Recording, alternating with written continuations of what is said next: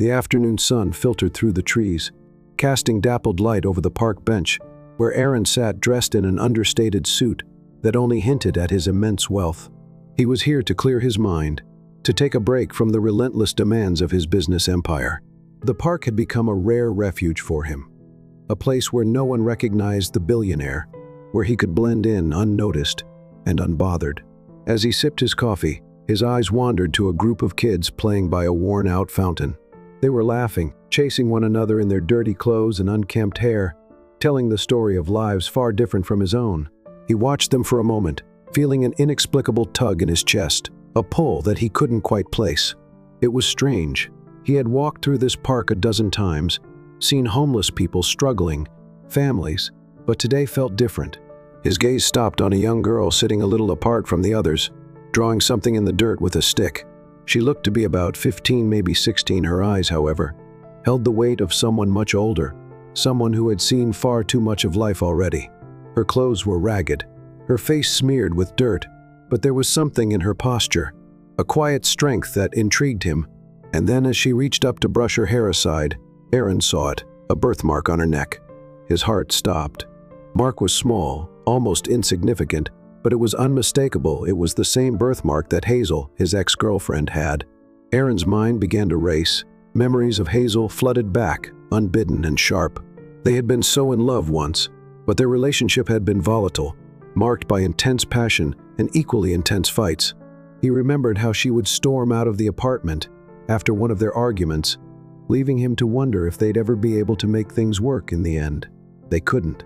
They broke up, and that was the last time he had heard from her. A short-term breakup. They had both thought something that would blow over with time, but time did its own thing, as it often does.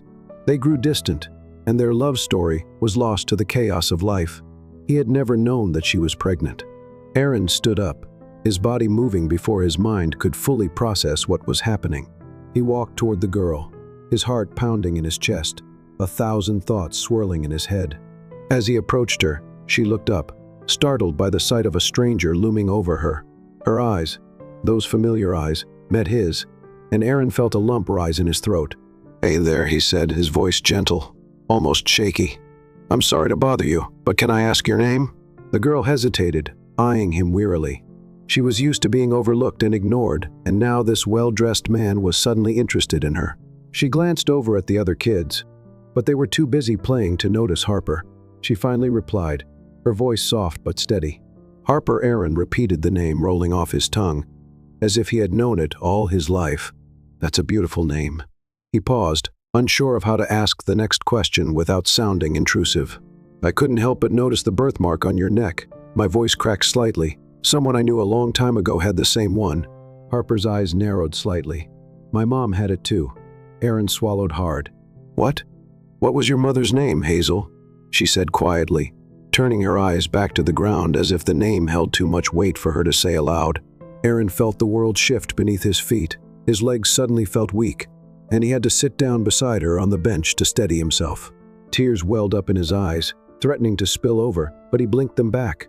He hadn't heard that name in so long, and now it felt like a ghost from his past had come to haunt him in the most unexpected way. "Hazel," he whispered more to himself than to her. "Hazel, she was my..." He struggled to find the words. "She was my girlfriend a long time ago." Harper looked at him, confusion flickering across her face. "You knew my mom?" Aaron nodded, his voice barely above a whisper. "Yes, I knew her. I didn't know she had a daughter. I didn't know about you."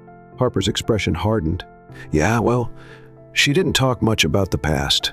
She died a few years ago, in a car accident." She said the words flatly, as if they were just another fact of life, another hardship she had to endure. Aaron felt like the wind had been knocked out of him. Hazel was gone. He hadn't known. He hadn't been there for her, hadn't been there for their daughter. A tidal wave of guilt washed over him. "I'm so sorry," he said, his voice thick with emotion. "I had no idea." Harper shrugged her eyes, still fixed on the ground. "It's fine. I've been on my own for a while now." Aaron's heart broke at those words. His daughter, his own flesh and blood, had been living on the streets, homeless, alone, while he had been living a life of luxury. How could he have been so blind? How could he have not known? "I don't know how to say this," Aaron began, his voice trembling, "But I think I'm your father." Harper's head snapped up, her eyes wide with shock. "What I know is this is a lot to take in," Aaron said quickly, trying to explain. "But your mother and I were together a long time ago. We broke up, and I didn't know. She was pregnant. If I had known, I would have been there. I swear I would have done everything I could." Harper stared at him, her mind reeling. "You're my father." Aaron nodded, tears finally spilling down his cheeks. "Yes, Harper, I'm your father." For a moment, neither of them spoke. Harper's emotions swirled inside her: anger, confusion, disbelief, and a strange, flickering sense of hope. She had spent her entire life wondering about her father, imagining what he might be like, but she had never expected this. "You left us," Harper said, her voice shaking with a mix of pain and accusation. Aaron's heart broke at the words. "I didn't know," he repeated softly. "I would never have left if I had known there was a long side." And as Harper absorbed everything, she wanted to be angry, to scream at him for not being there, for letting her and her mother struggle, but she could see the pain in his eyes, the guilt that weighed heavily on him, and she realized in that moment that he was telling the truth. Finally, Aaron reached out tentatively, placing a hand on her shoulder. "I'm here now," he said quietly, "and I want to make things right. I want to get to know you, Harper. I want to be the father I should have been all along." Harper looked at him, her eyes filled with a mixture of emotions. She wasn't sure what to feel: anger, relief, hope, but in that moment she realized that maybe, just maybe, she didn't have to be alone anymore. They sat together in silence for a while, both of them trying to process the enormity of what had just happened. Eventually, Aaron stood up and offered her his hand. "Come with me," he said gently. "You don't have to live like this anymore. Let me take care of you." Harper hesitated for a moment, but then slowly she placed her hand in his.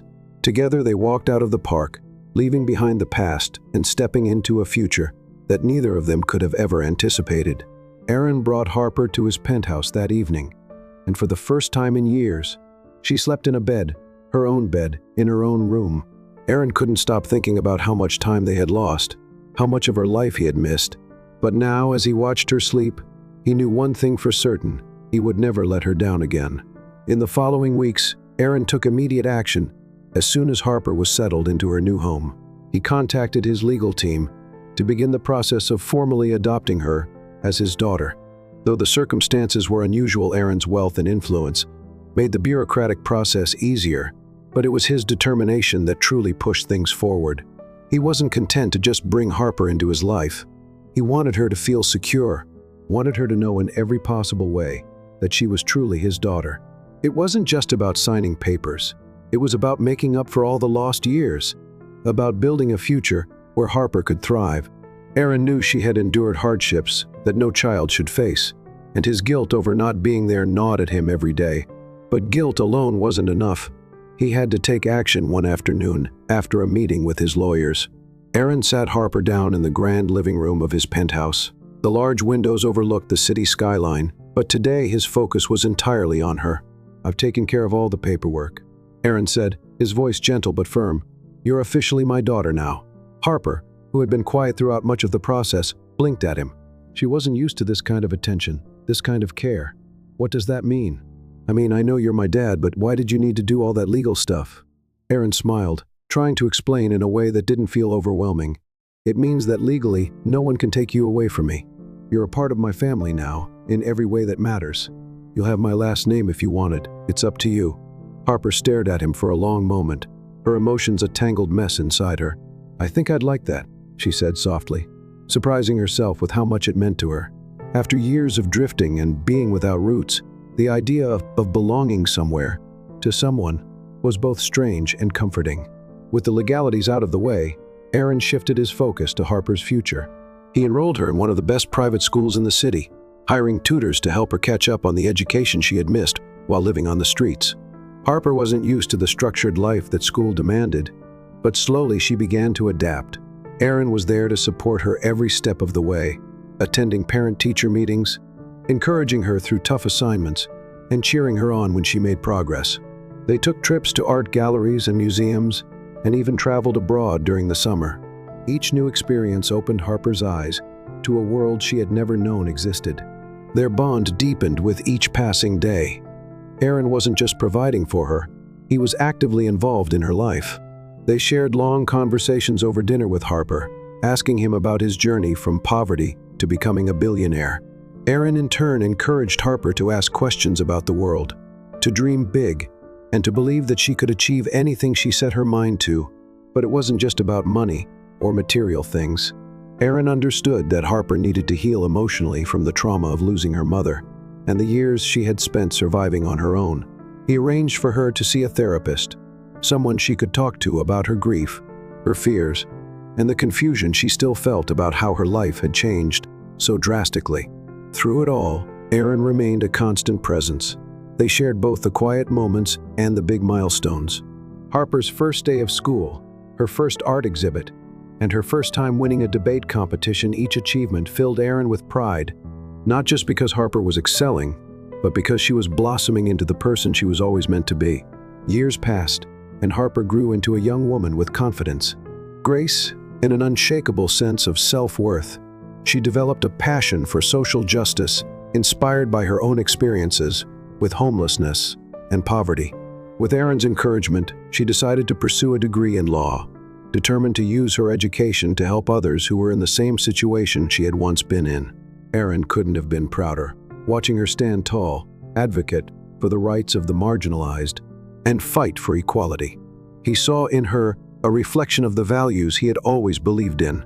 Harper had become a force for change, using her own story as a platform to inspire others as Harper stood on stage receiving her degree in law. "I'm proud of you," he said, his voice thick with emotion, "not just for today, but for everything. You've become an extraordinary young woman." Harper smiled up at him, her eyes shining with gratitude. "I said, I wouldn't be here without you, Dad. Thank you for everything." Aaron nodded, his heart full. In that moment, he knew that no matter what the future held, they would face it together. They were a family now, bound not just by blood, but by the journey they had taken together. And that was worth more than all the billions in the world. For Aaron and Harper, life wasn't perfect, but it was theirs, and together they had found the true meaning of wealth, love, resilience, and the power of second chances.